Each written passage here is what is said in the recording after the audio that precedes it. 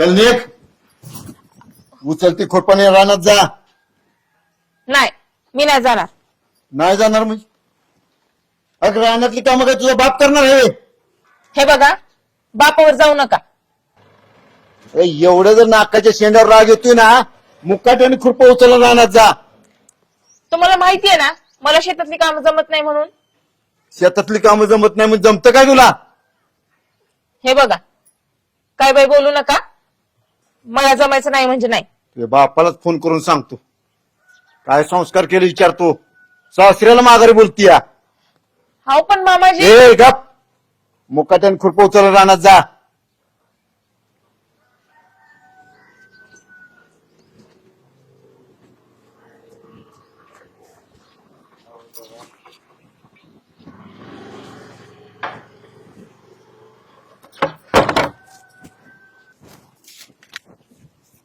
ए पोरा, तुझ्या बायकोला जरा समजून सांग. बिलकुल ऐकायला मागं ना बघ. का बापू काय झालं? अरे खुरप घेऊन रानात जा म्हणलं तर लगेच तोंड वाकडे केलं की हिनं. काय झालं तिला तोंड वाकडं करायला? आता तूच बघ आणि बघ मोठ्या माणसाशी कसं बोलावं ही जरा समजून सांग तिला. बरं बापू तुम्ही जावा आता, तिला एकदा हाताखालनच काढतो.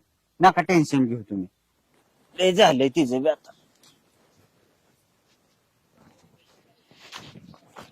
आज तर यांना चांगली धडा शिकविते. यांनी काय मला इथं काय नुसती कामाला आणली काय? बापाकडून घेऊन आले, नाही तर नुसती राबावायला लावतात मला. एक दिवस चांगले फिरायला घेऊन चला, मंदिरात जाऊ, तिकडे जाऊन येऊ. ते नाही, तसलं काही नको आम्हाला. घरी पण काम कर, शेतात पण काम कर. आयुष्य संपून जाईल इथंच. अविनी कुठे? काय चालली शेताकड? आणि तुम्ही तुम्हाला बायकोसोबत जाणार होते ना बराडला? काय तुम्हाला सांगू भाऊजी, आमच्या घरच्यांचं सुटतं का? हा, घरातली कामं करा, शेतातली कामं करा. नुसते माझ्या मागे रडगाणं असतं.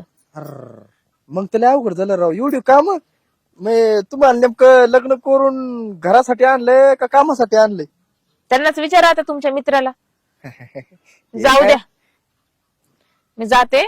परत आरडाओरड करतील. इतकाच वेळ लागला का, कायच करत होती. जाऊ जाऊ जाऊ लवकर जाऊ लवकर जाऊ.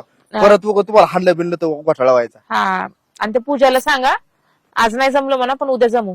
ती तर सकाळी 7लाच गोड्यावर बसली होती. मला स्नेहासोबत जायचं, मला स्नेहासोबत जायचे. आता काय करायचं भाऊजी, जरा काय ते घ्या समजून आणि समजावा तिला पण. चालते चालते सांगते मी. काय टेन्शन घेऊ नका. जाऊ जाऊ लवकर जाऊ. हो हो, जाते. जाऊ का?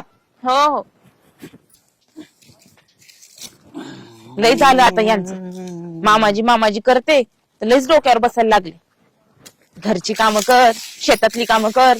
आम्हाला दुसरी कामं धंदेच नाही. इथंच राब राब राबायचं. हो, मी तुम्हाला शेवटचं सांगते. काय सांगते सांग.